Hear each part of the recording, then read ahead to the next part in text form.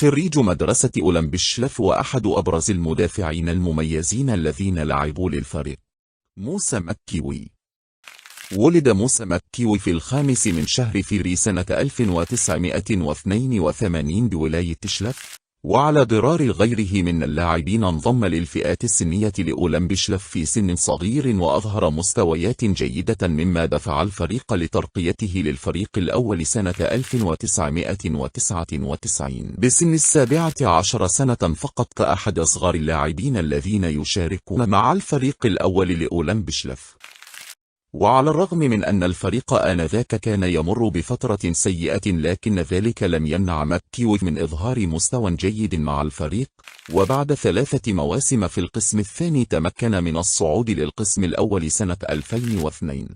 وشارك مكيوي في أول مباراة له في القسم الأول بعمر 20 سنة و6 أشهر في الفوز ضد أهل البرج، وشارك كقلب دفاع في 11 مباراة من أصل 12 مباراة في بداية الموسم قبل إصابته وغيابه عن بقية الموسم، حيث شارك بعدها في 6 مباريات.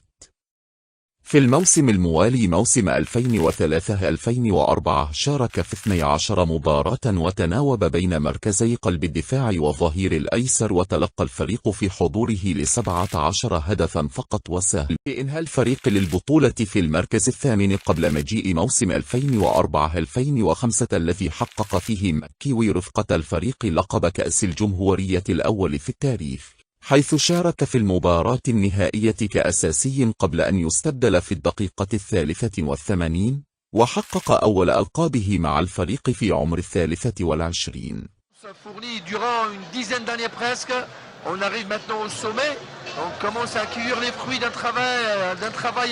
أنهى مع الفريق الموسم في المركز السابع في الدوري في ذات الموسم، وسجل أول أهدافه مع الفريق في القسم الأول في مباراة الفوز على مولودية وهران.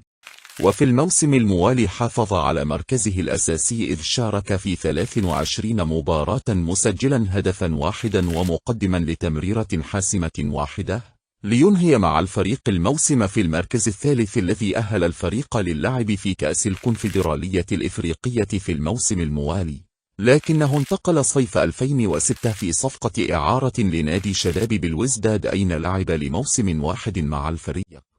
وبعد انتهاء إعارته عاد لأولمبيشلف ليشارك موسم 2007-2008 في 24 مباراة في مركز الظهير الأيسر بدلا من قلب الدفاع،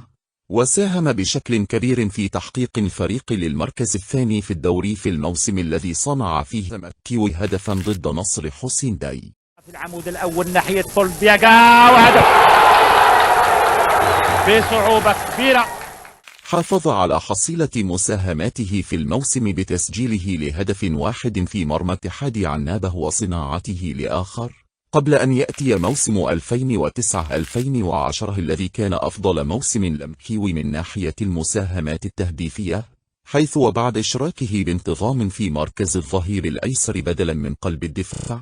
ساهم مكيوي في 9 أهداف بتسجيله 3 أهداف وصناعته 6 أهداف، حيث سجل هدفا وصنع آخر في الانتصار على شباب بلوزداد بخماسية نظيفة، وتسجيله لآخر في مباراة الفوز على اتحاد العاصمة بثنائية نظيفة.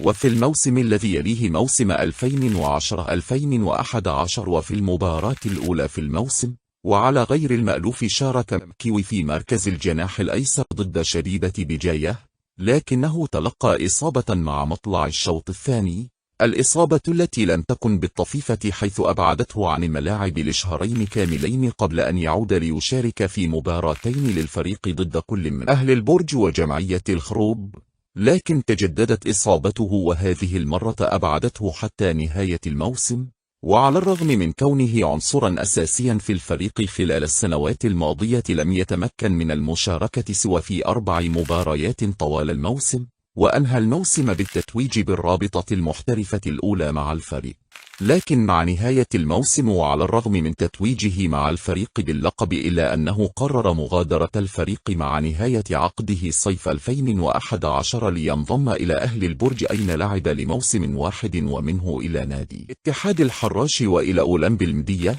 أين لعب لسنتين قبل أن يعلن اعتزاله صيف 2016 مع نادي منطقته لأم دروع سن 34.